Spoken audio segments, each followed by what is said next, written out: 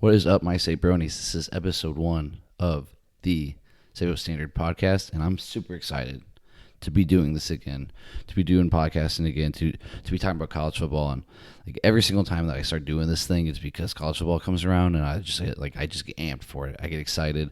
I start putting together, my playoff predictions, talking to people about like, what do you think about this? What do you think about that? And it just makes it right that we have to start this show, episode 1, talking about college football. And I'm going to be honest with you guys, like everything that I'm going to talk about today, part of it was like Kansas State being really good this year. Kansas State did not look very good with week 0 coming through. So we were recording this after week 0, after Hawaii, after Stanford, after Kansas State, after Iowa State, after UNLV almost lost to Idaho State today. That's just how crazy college football is. So we were recording this after that, getting ready for week 1. That is just within a couple of days. Ohio State, Texas next week. Some really, really good games this week, some really, really good games this season. I'm super excited to do all that with you. And guys, this is a glorious time. I mean, this is the best time of the year. High school football started this weekend in Ohio. In Texas, Georgia, it's coming up. They're scrimmaging, they're ready to play, they're ready to rock and roll. All around the country, high school football is rolling around. College football, we're 1 week away. We're in week 0. 1 week away from all that. The NFL season, this is last weekend of preseason games. Then they're 1 week off, and then it's just full force every single week, every single day. Football on. If you are a football fan, man, we are blessed. We are lucky. We are fortunate, and I cannot be more excited to talk about football, talk about other sports, on this show. But the majority of it is football. It's college football. It's the NFL. We are so lucky, and I am just so excited to be back here, to be doing this crap, man. Like this is what it is all about. And at the same time too, I just want to get this out there. This is not the Biased Sports Podcast. I am not biased on all my Ohio State picks, on all my Pittsburgh Steelers picks.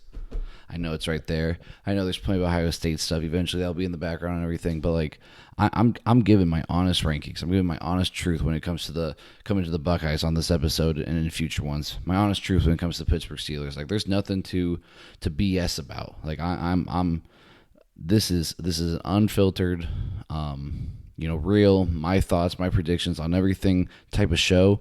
No biases. All my biases are aside, and I'm just excited. I'm ready to talk some college football. And so, with that, let's get into it.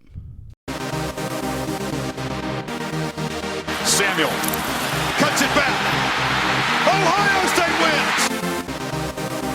Hannah steps into it. Pass is caught. Diggs! Sideline! Touchdown! Unbelievable! Pulls off three-pointer. Bang! Bang! It's good! The standard is the standard. That's our motto. So here we are. This is a college football season preview. This is a week 1 season preview. We are going to get into all those big things to start. And I think the most important thing that we can do is just kind of get like, who do I think are the top 5? 10 is so hard, man. Like 6 through 15, you could put guys in so many different places. So I'm just going to give you my top 5. And my top 5 kind of it's based on guys that are returning. It's based on how we finish the season or other teams finish the season, who I think is just going to be really, really good this year and just kind of a combo of both. Like, obviously, Ohio State and Texas, that they've lost so much. Both playing new quarterbacks to start week 1.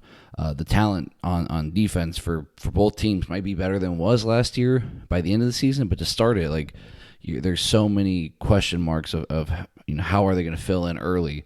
And obviously the quarterbacks, like how are they going to play in a tough environment, whether it's even for the Buckeyes, like at home in front of that crowd, like versus that team, it's going to be hard for saying. So how do those guys react?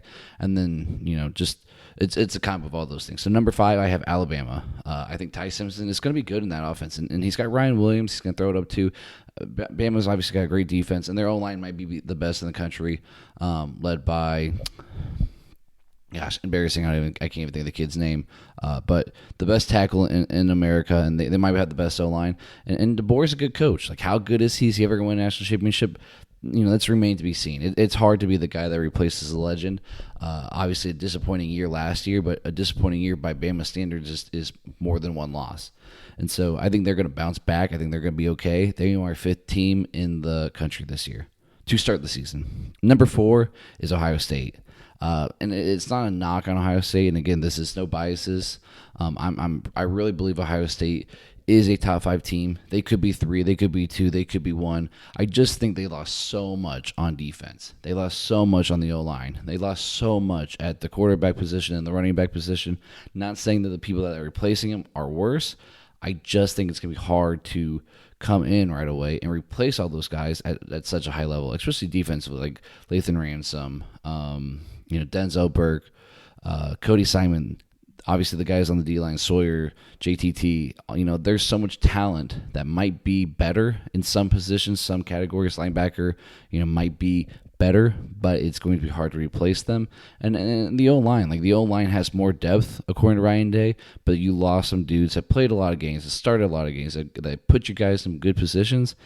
And, they might suffer a early loss week 1, but the schedule is difficult, but it's favorable in Ohio State's way in a lot of different aspects, and they are number 4. Number 3 is LSU. I think LSU might have one of the best offenses, if not the best offense in the country, just top to bottom talent-wise. Garrett Nussmeier might not be the best quarterback, but he's got really good O-line. He's got good receivers. LSU always does. And defensively, they can't be any worse. And Brian Kelly has to have a great, great week 1 for LSU, and they have to come out strong, and I think they will.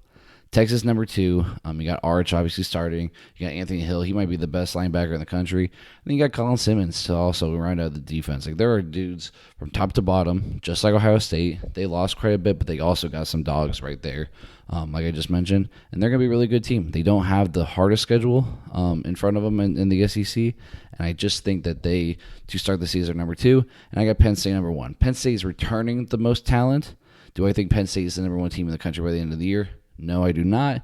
I just think to start the season, based on all those criteria that I gave, with the returning talent, they are the number 1 team in the country. Before we talk the top games of the week, of week 1 and the top games of the season, I kind of want to highlight some of the biggest storylines this year. I got a list of these things that just in my head, when it comes to the season, what is this season all about? And I think for any national champion, whether it's coming off of last year, Michigan trying to repeat, the year before that, Georgia trying to three-peat.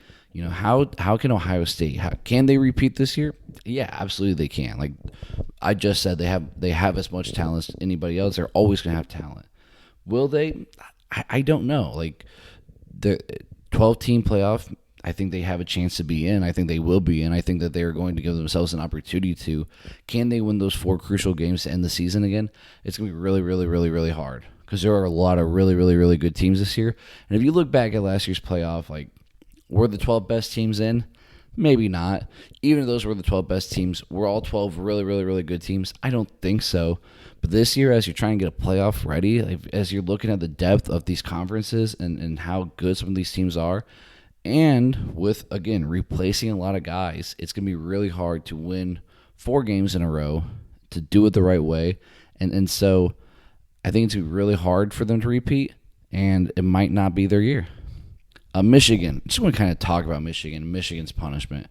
I'm not going to spend too long on it, because I kind of wait to after Oklahoma to see how good this Michigan team is and if we're going to laugh or not at them. But I do want to say that it's just absolute joke. It is an absolute joke, the punishment that they got for their whole cheating scandal.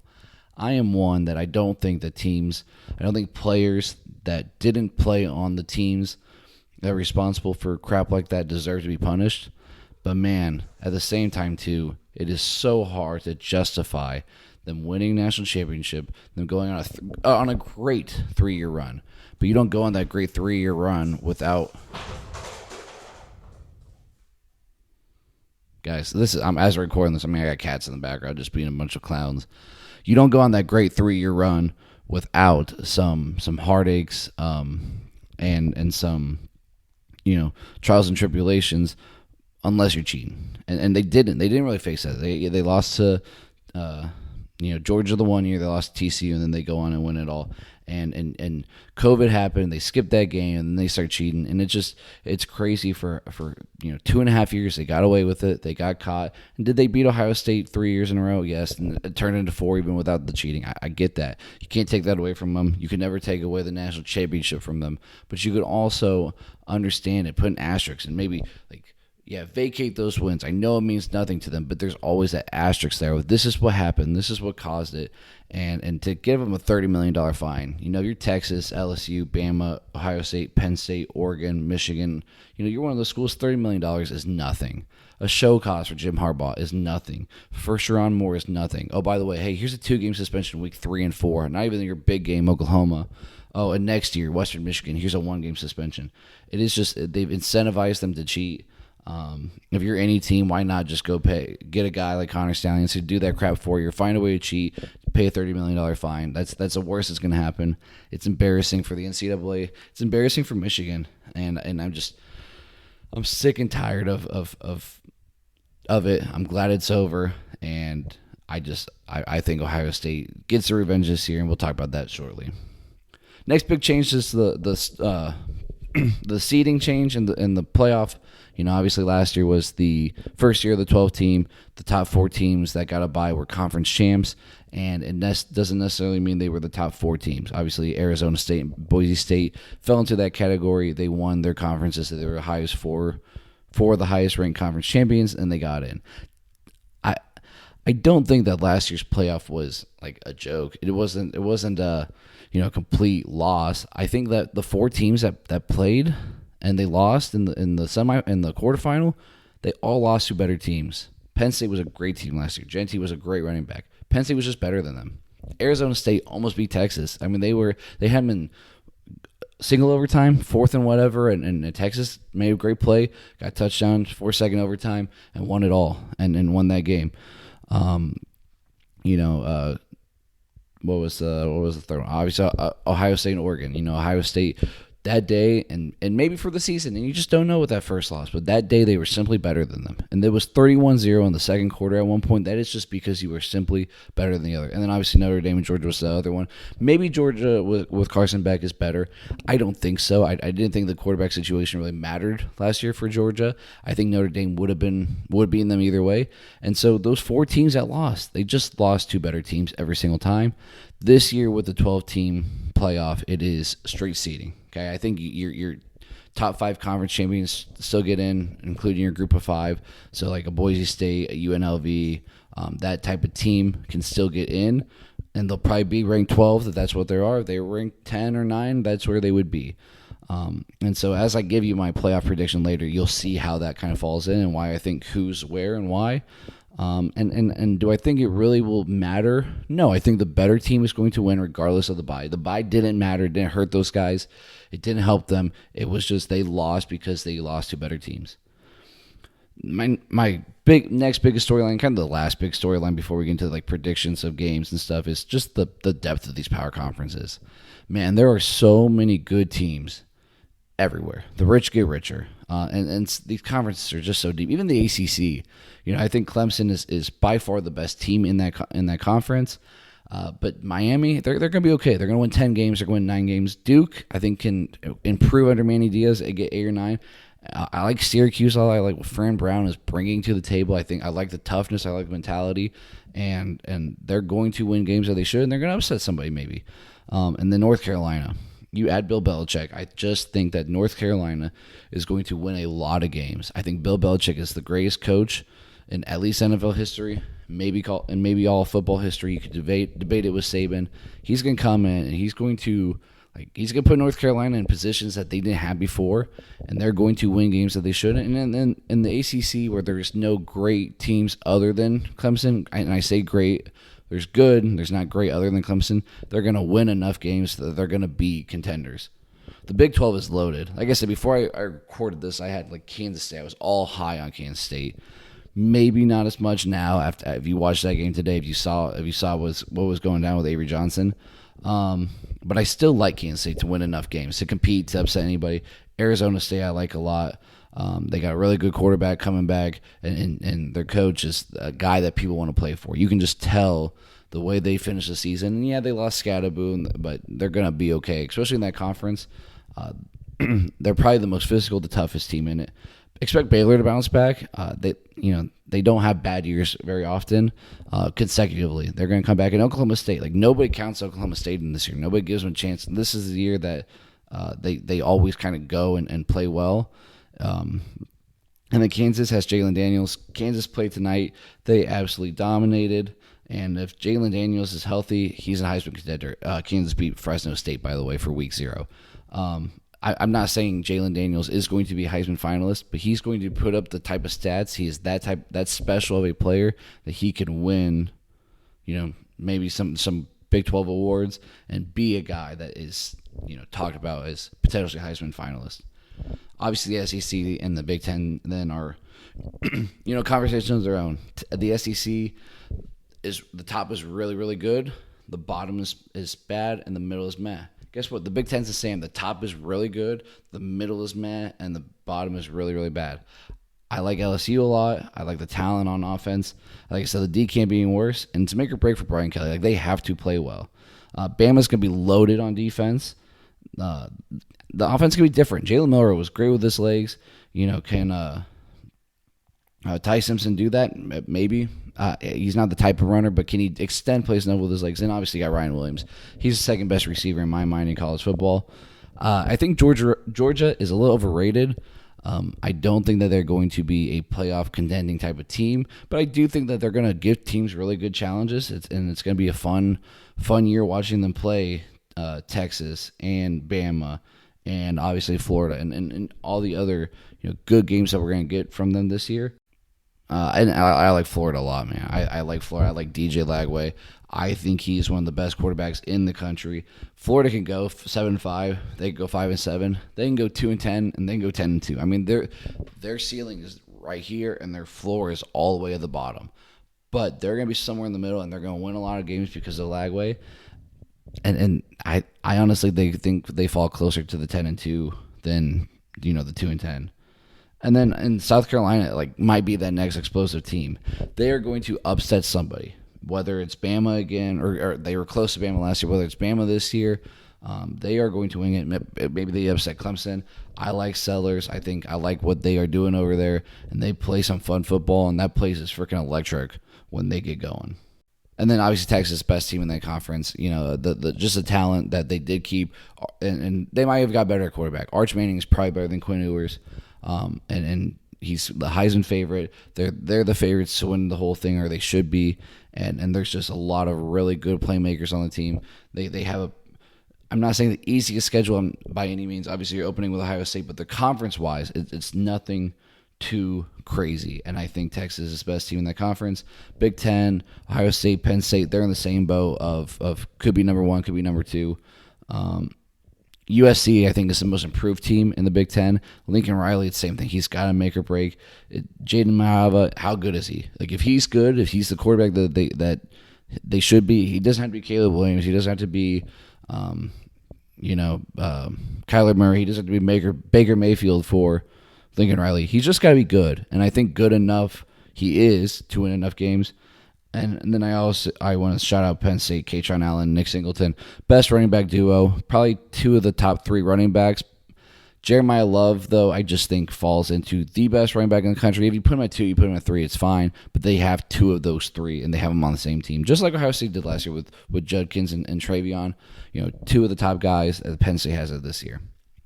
So I'm going to give you a bunch of top games of the season. And I'm not counting the week 1 ones because I'm going to give my top 4 week 1 games in a second. But my top games of the season, just no in particular order, just as I was looking through the schedule, oh man, I like that. Tennessee at Bama, obviously the third Saturday in October. Tennessee's got 2 of the last 3, 2 of the last 4 against Bama. I like Bama on that one. USC, Notre Dame, that's so tough. I like USC being at Notre Dame. That's a coin flip. Michigan at Oklahoma, that's September 6th. That is not this weekend. Coming up, that is next weekend, week 2. Obviously, give me Oklahoma. Michigan's a bunch of frauds.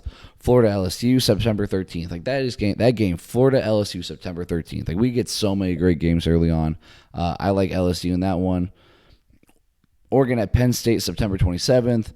Rematch of the Big Ten championship game last year. I like Penn State. Bama had Georgia September 27th. I like Bama. Bama beat Georgia last year. Remember, they had that great comeback at the end. Or Georgia almost came back at the end. Brian Williams had that great, amazing catch. Two great catches that game.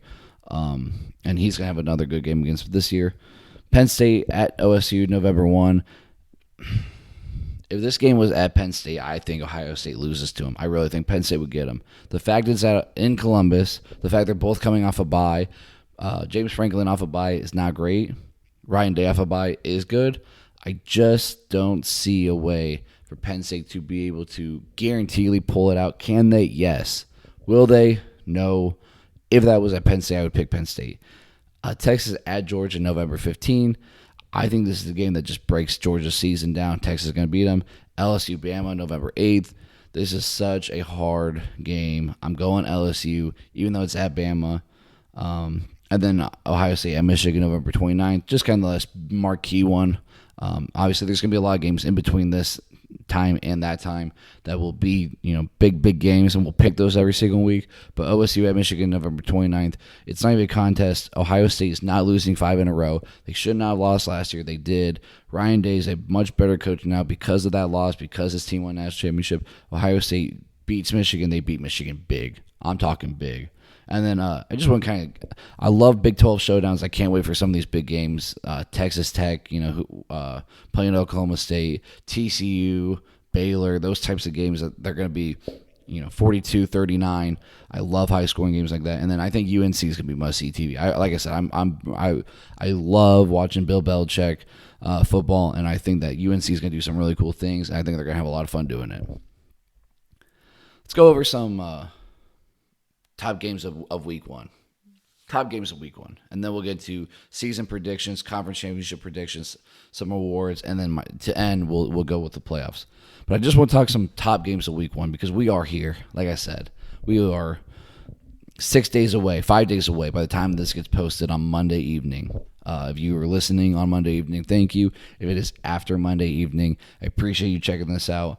And this is something we can look back on in the end and be like, wow, he is an idiot, or wow, might know what he's talking about a little bit. So top games of week one, I got 4 of them. These are my favorites, and we'll go in this order. Bama beats Florida State. I think that Florida State is going to be improved from last year. They can't be any worse than what they were. The one thing with Florida State, and Miami's trying to do it right now, you got to develop a quarterback of your own. You cannot bring in transfers every single year. Obviously, Ohio State won a national championship with the transfer. LSU won a national championship with the transfer. Georgia, Stenson Bennett was a transfer, but part of that system. It's not impossible, but you can't do it every single year. You have to develop your guys, and that hurt Florida State. They've had like 3 quarterbacks in 3 years, all be transfers, it feels like. So they're going to be better. I think that they can give Bama a game a little bit just because Bama's bringing a new quarterback. I like it's obviously a fun matchup. 2 Power 5, 2 historic teams. Bama wins, and they pull away at the end, but it's close through 3 quarters. My third favorite game of the season, or a week one, is Notre Dame and Miami. Miami's got Carson Beck at quarterback. I like Notre Dame. I love the talent that they have with Jeremiah Love. They're also bringing a new quarterback in, but I think Notre Dame beats Miami. Second best game of the week is LSU and Clemson. I mean, how freaking awesome is that to roll in that game? LSU, they have to win week one. They lost USC last year, lost a heartbreaker to open the season 2 years ago, and Clemson, they ended the season so strong last year. They have a great D-line. They have Clemson type of defense again, like they had with their national championships. And Klubnik's good. He's no Deshaun Watson. He's no Trevor Lawrence. But this is the third best quarterback that Dabo's ever had. And he won national championships with the first 2 best. I think Clemson is a contender this year. I just think that they're not quite as talented as LSU, and LSU is going to fight like heck. They need it. And obviously the biggest game of the season, biggest game of week one guaranteed, probably the biggest game of the season. 1 versus 3 should be 1 versus 2, and it doesn't really matter the rankings. My rankings, the AP rankings, the coaches poll rankings, all of it is a bunch of crap until we get 4 or 5 games in. But at the same time, too, just for the show, you couldn't put 1 versus 2. You couldn't put 1 versus 2 just for the marquee of it. the fact that this is on Big Noon Kickoff is just it's a joke. It's a travesty. I want to talk so much about it. I'm not going to waste the time right now. This is about the happiness of college football. But this game deserves to be at night, Saturday night, under the lights. The fact that it's not, it sucks. It is awful for the game. It's awful for Ohio State fans. It's awful for Texas fans. Like, this game deserves to be played under the lights, and it's not. But either way, both teams starting new quarterbacks. Arch Manning at Texas, Julian Sain at Ohio State. Both teams replacing talent at receivers, the O-line, guys on defense. Let's see which team is the best from day one. Winner of this is number one to go into week 2. I truly believe it. Ohio State gets it done week 1 at home versus Texas. Biggest game of the season, pre-playoffs, and I can't wait. I'm excited. Hey, I'll be there. I'm amped. And next week's episode, we'll talk about what that environment was like and just how crazy it was, and hopefully it was a good game for the Buckeyes. And I just want a good game. I do. I want a great game. I was at the one with in the Cotton Bowl in Dallas. Flew out that day, and I just was obviously one of the greatest games to ever be a part of. That's my holy Buckeye moment. Like I got to see one of the greatest plays in Ohio State history, one of the greatest plays in college football this century. And maybe of all time, that is one of those defining plays that is cemented in history forever. All right, conference championships. Let's get into it quickly. We'll rapid fire through these. ACC, give me Clemson over North Carolina. Clemson has the talent. They'll find themselves winning the games that they should, and they're not going to lose the games that they shouldn't. Klubnik's fun. Their D-line should be like old Clemson D-lines. Peter Woods, TJ Parker, guys like that. Even if they lose week 1, it obviously doesn't affect their standings in the conference. They'll win enough games that they won't worry about not being in the conference championship.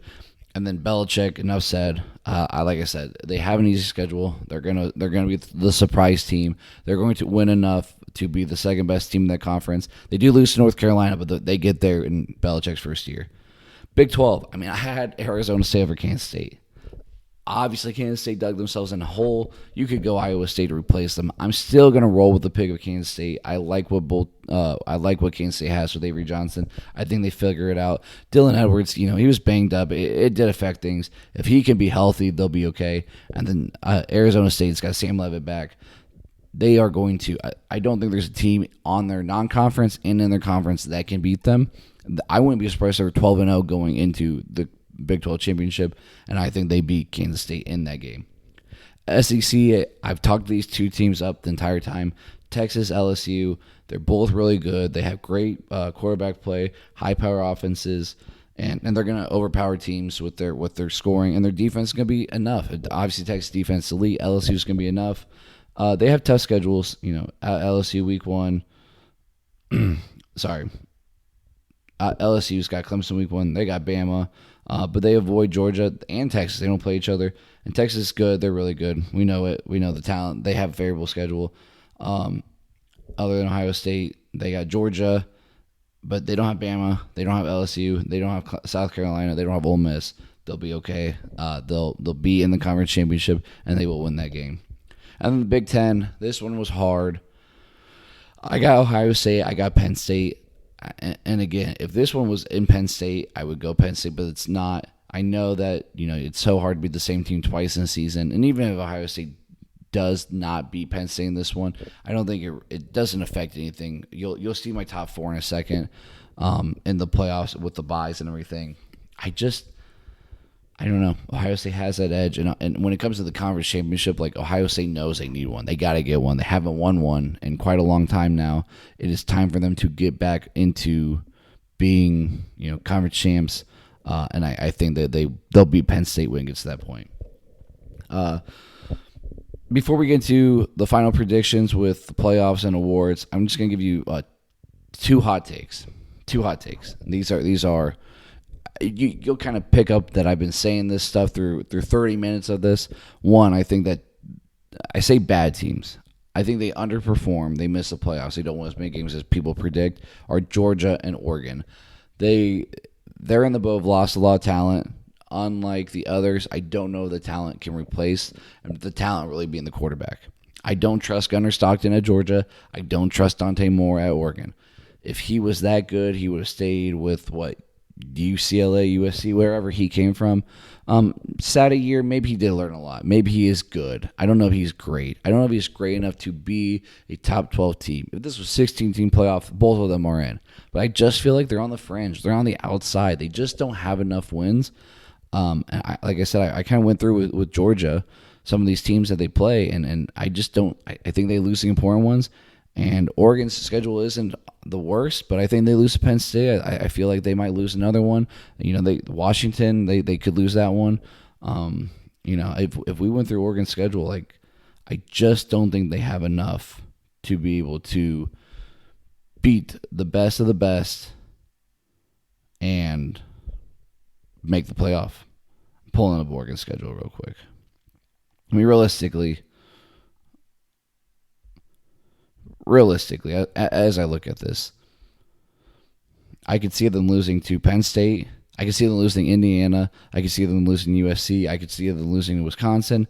I could see them losing to Washington. Those are the five. Do they lose to Indiana? Maybe not. Probably not. But I could see it happen. I could see them losing to Washington. I think USC and I think Penn State are locks. I think those games, I'm taking Penn State over Oregon. I'm taking USC over Oregon 100%.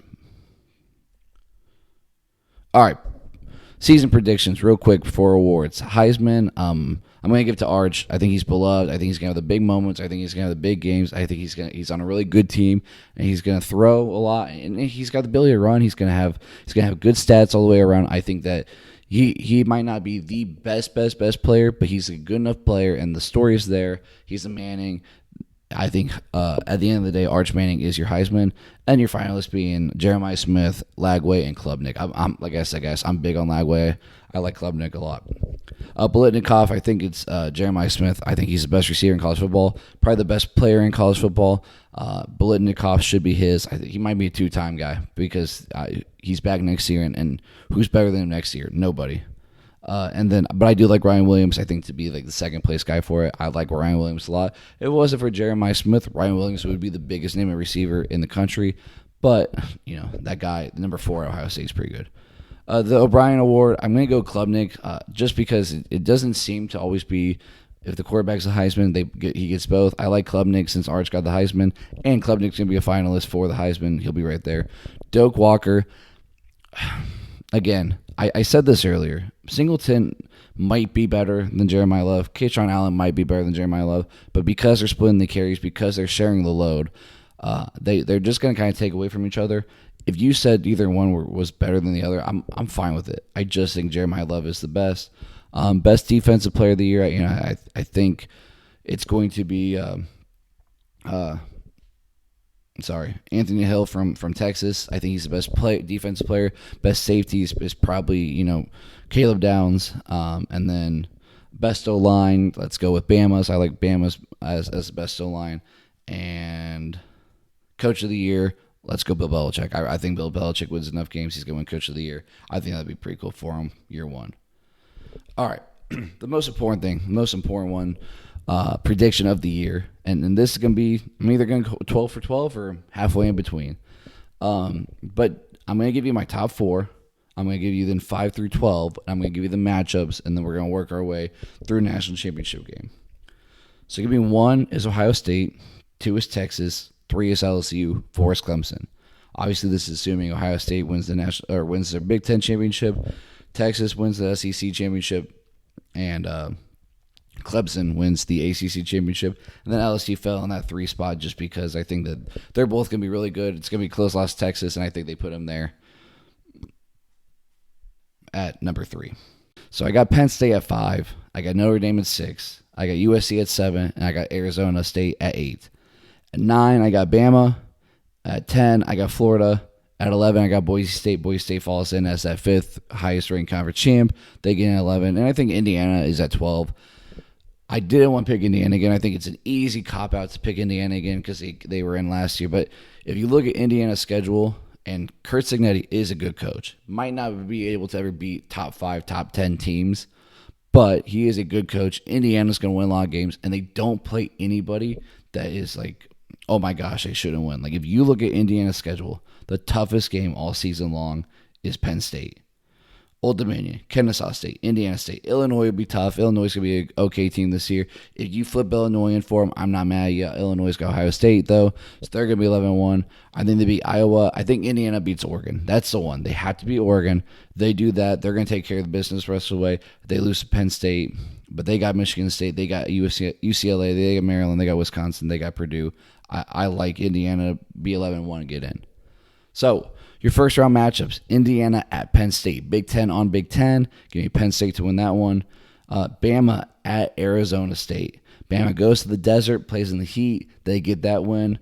Boise State travels to Notre Dame, which is actually a rematch of this season. Boise State goes to Notre Dame early on in the season. I do like that game. That's a fun game. Boise State loses to Notre Dame again 2 times in front of Touchdown Jesus. And then Florida goes to USC. Plays in Los Angeles. USC beats Florida. Florida is going to go 10-2, guys. I really do believe Florida's a really good team this year. They'll be in the playoffs. They will lose to USC in the first round. Quarterfinals, Penn State, Clemson. This is such a toss-up. This is a fun game. Give me Clemson to beat Penn State. Bama, Ohio State. You get the 2 best receivers in the same game.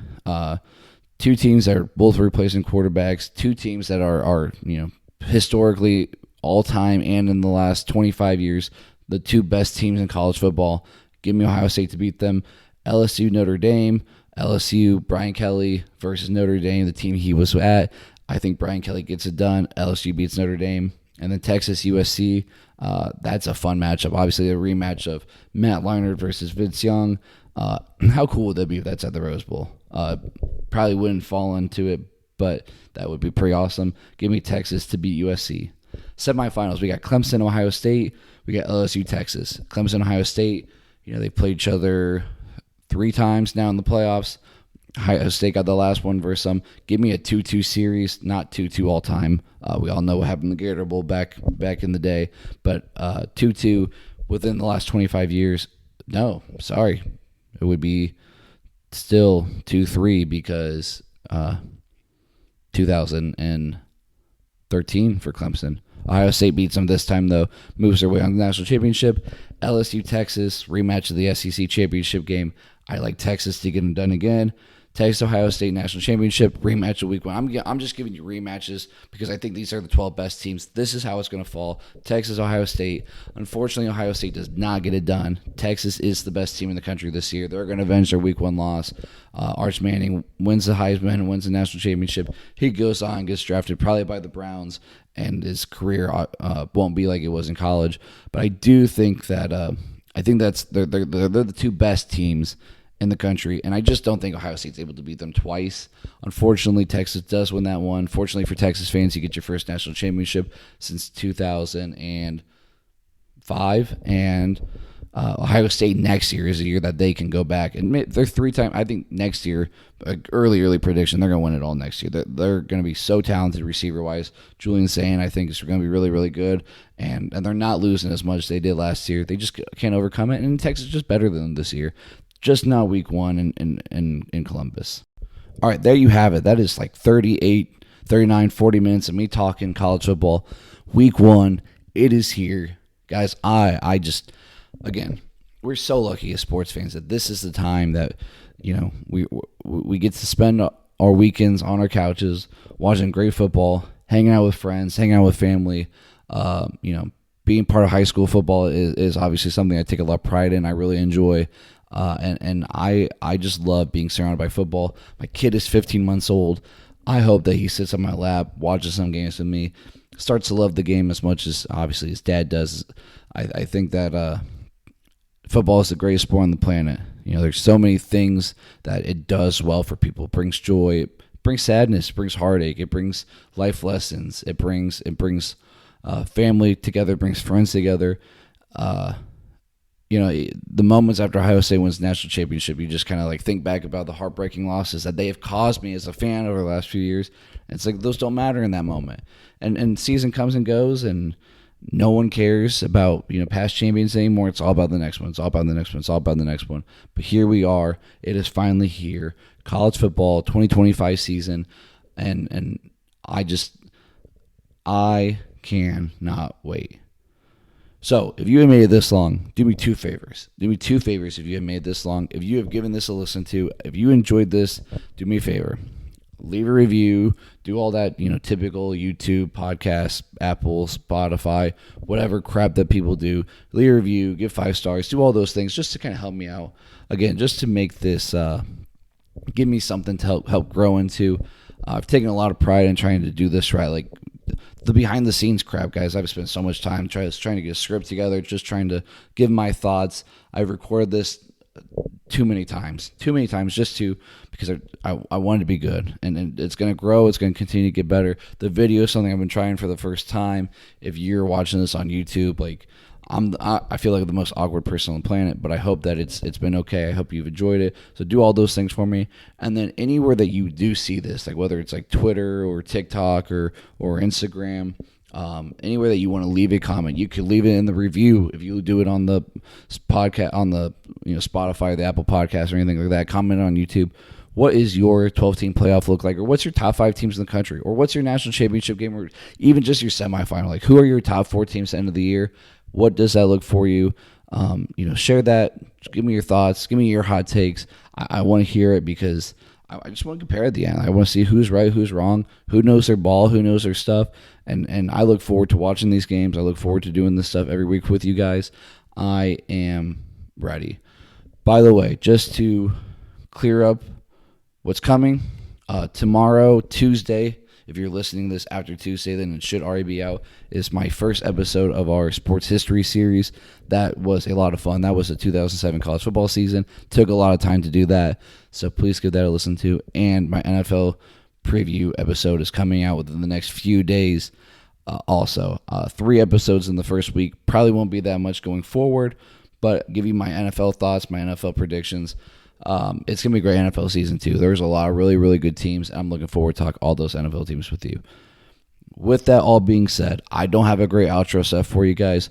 All I know is that this is the greatest season in football history. I can feel it. I just know it. It'll be so much fun. Thank you. I'm excited. Like Mike Tomlin always said, the standard is the standard, and this is the Sabo Standard Podcast. The standard is the standard. That's our motto. That's our creed. That's our approach. But it's just words.